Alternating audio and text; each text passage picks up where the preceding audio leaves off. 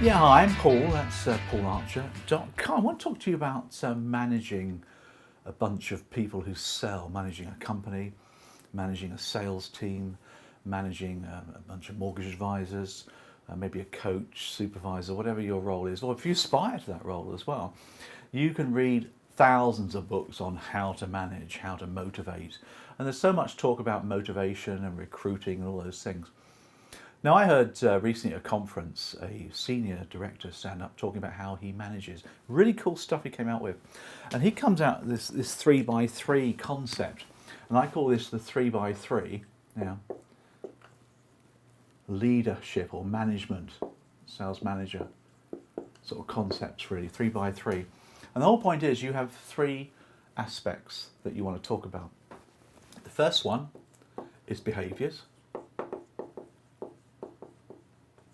The second one, as you can appreciate, is goals. And the third one is people. So when you're running a sales team, for example, bunch of mortgage advisors, for example, you want to make sure that you're going to get the right behaviours going on, you want to set the right goals, and you want to get the right people. But it's 3x3, so that's your first three. The other three is this one. So behaviours, first of all, make sure you determine them and then you live them. So determine the behaviours you want from your team and then you live them as well. Then you've got values. Let's put the second one down there for you. Work out what your values are. Don't go Googling values and start nicking everybody else's. Be a bit genuine with the values of your business. So once you've got your values, agree them and then breathe them. Become them, live them, breathe them. You've got to be there congruent with your values as well.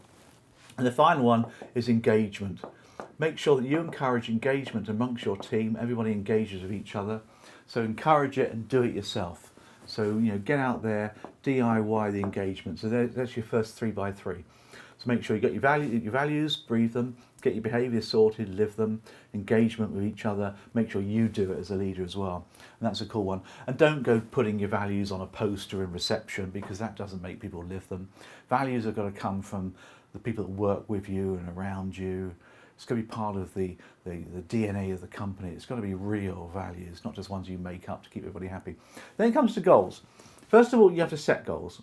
Of course you do. You've got to have goals. You've got to have objectives, set goals. They may well be determined by your business, but you've got to set your goals as well. Then you must communicate these goals.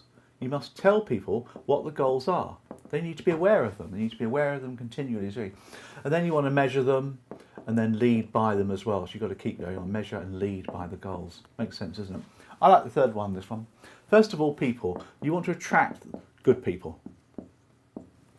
You've got to pay enough money to get some good people in the team. Many leaders talk about getting people that are smarter than them.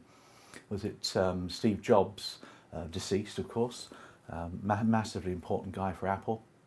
He talked about taking on people who are smarter than him and let them decide what to do rather than him telling them what to do because they're smarter. And it's quite clever, really, isn't it?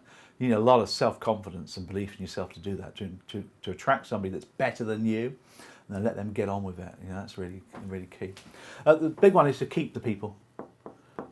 You've got to keep them, motivate them, provide encouragement, the right environment. I talk about allotments and gardening. You've got to set the soil to be right to grow what you want. That's motivation. So feed the soil, water the soil, nutrients, etc. You've got to keep people because it's expensive if you have to keep attracting new people all the time. And the final one, of course, is you want to develop people. Make sure you develop the talent continually. Train them to do the job, of course, but developing people is different. That takes them to another level. Training and development. Training is doing the current job. Development is developing them further, giving them skills that they can use in the future, life skills as well. It's a cost, of course it is, but it's the same as a salary. If you develop people, they'll stay with you because they feel they're being looked after. The Generation Ys love development as well.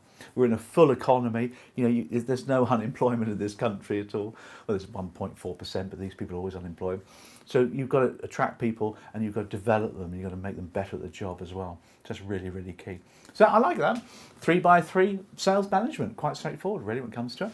And I will put up here, though, it says manager, I'll put sales because that's what we're talking about. Selling. Very important. Hope it's been useful.